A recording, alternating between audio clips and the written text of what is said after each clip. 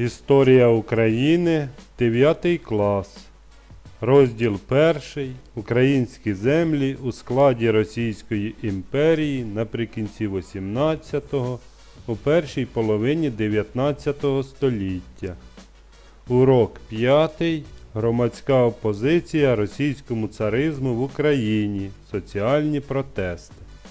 Яку роль у суспільно-політичному житті України відігравали масонські ложі?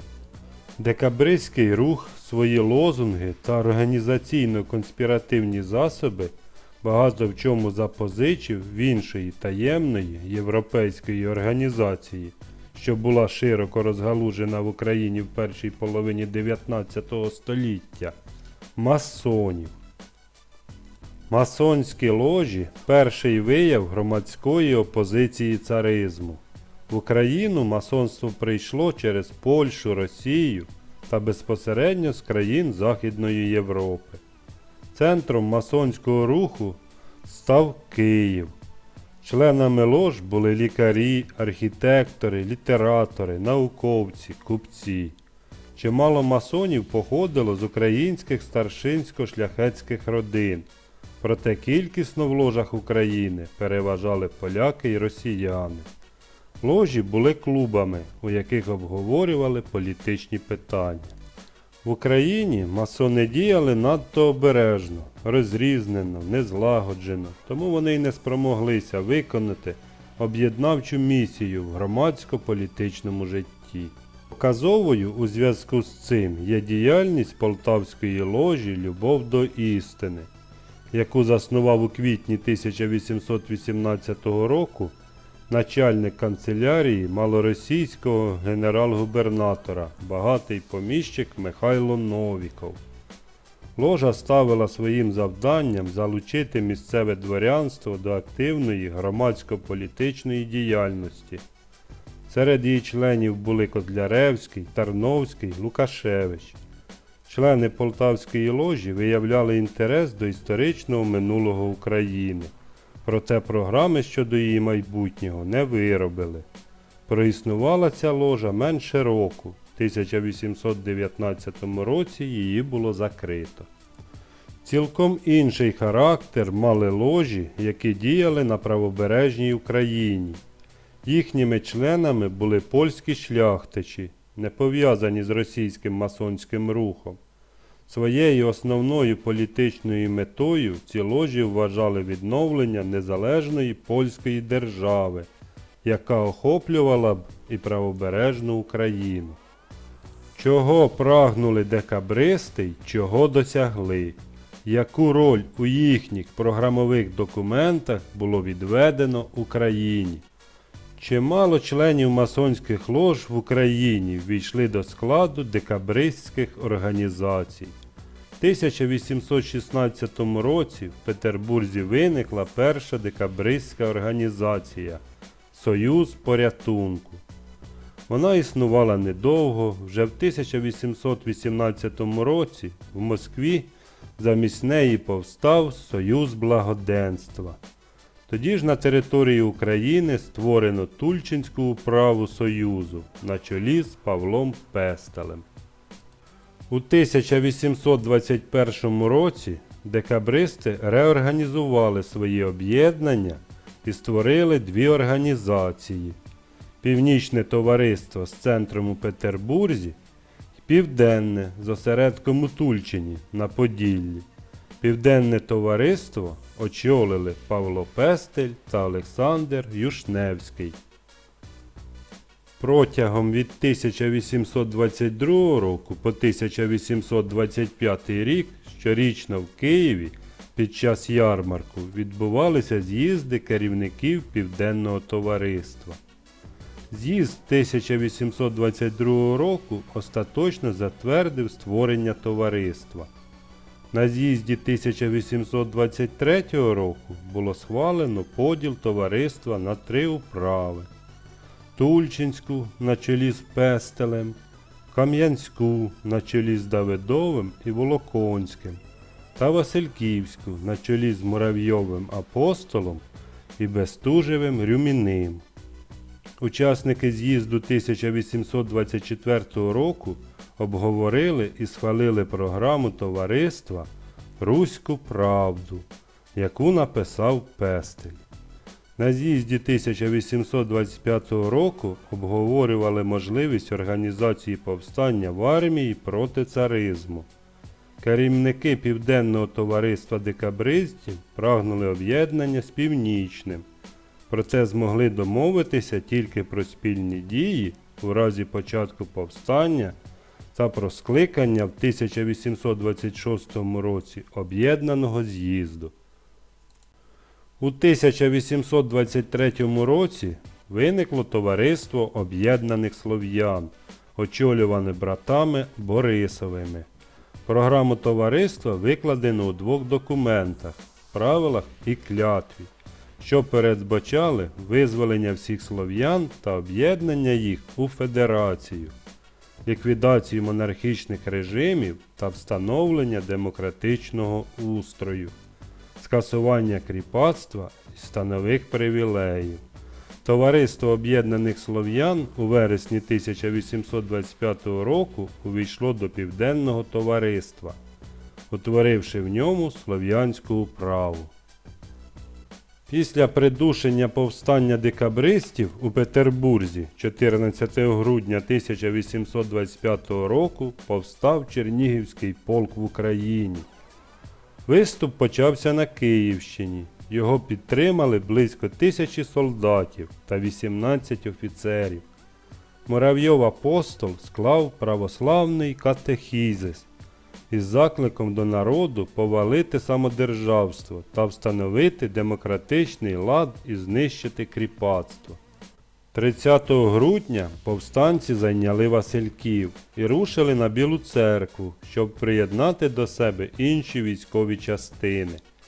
Але 3 січня 1826 року поблизу села Устимівки відбувся бій із лояльними до царя урядовими військами. Понад 50 повстанців було вбито й поранено, інших заарештували. Повстання Чернігівського полку, не підтримане іншими полками, захлинулося. Виступ декабристів був першою спробою повалити російське самодержавство. Помітний вплив справили декабристські ідеї, особливо ідеї Товариства Об'єднаних Слов'ян. Як розгорталося та який мало вплив на українські землі польське повстання 1830-1831 років. У 1830 році українські землі потрапили у вир революційних подій. У листопаді спалахнуло національно-визвольне повстання поляків проти режиму Російської імперії за відновлення незалежності польської держави.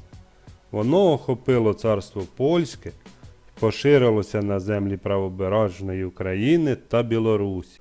На заклик «Поляки до зброї» було захоплено міський арсенал у Варшаві, унаслідок чого її мешканці стихійно почали озброюватися. На бік повстанців перейшла частина польських військ. Незабаром польська столиця опинилася в руках повстанців. У ці дні вперше прозвучало звернення до всіх гноблених Російською імперією народів. Гасло «За нашу і вашу свободу».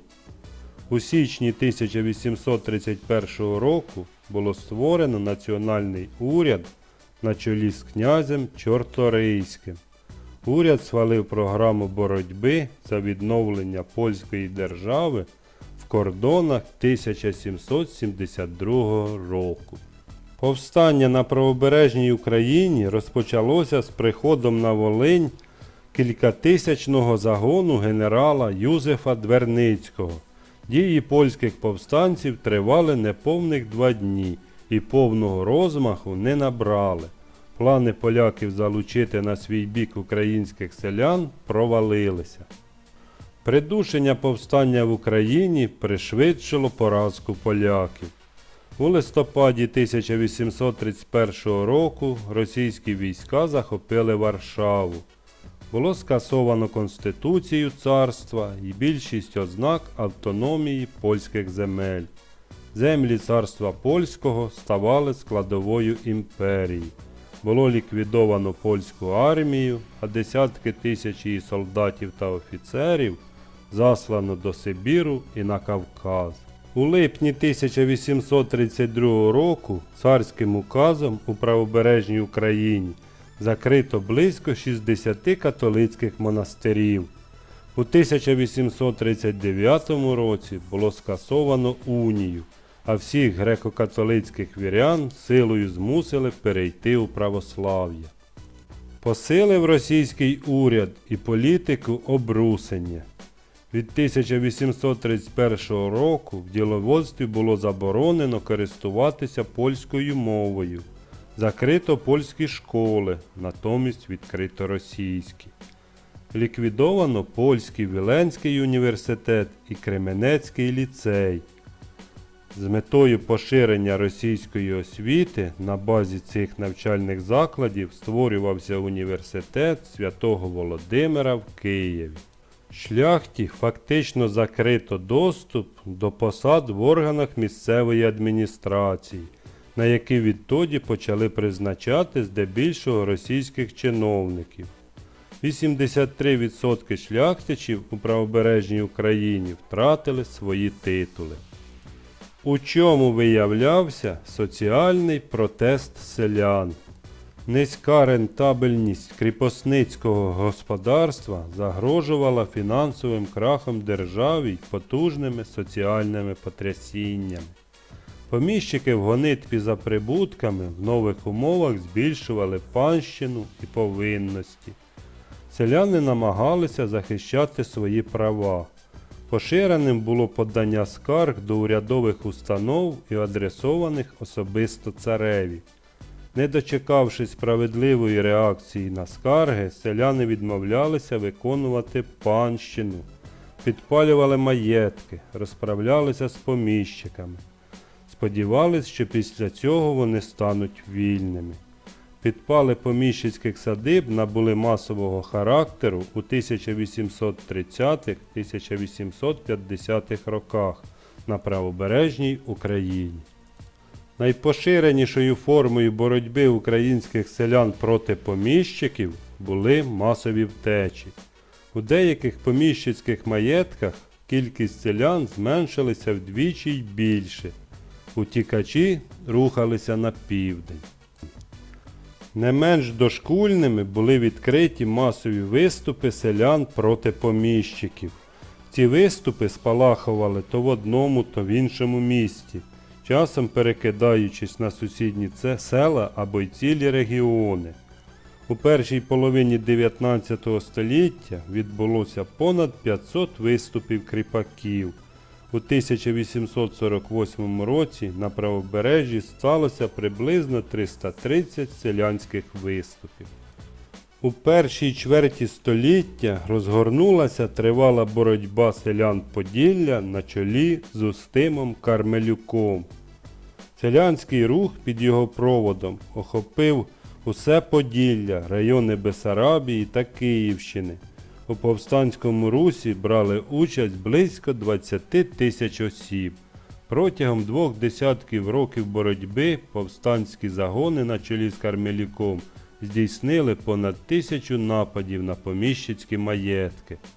Українського Робін Гуда 4 рази заарештовували, засуджували до каторжних робіт і засилали до Сибіру. Але щоразу він утікав, повертався на Поділля й знову очолював повстанців.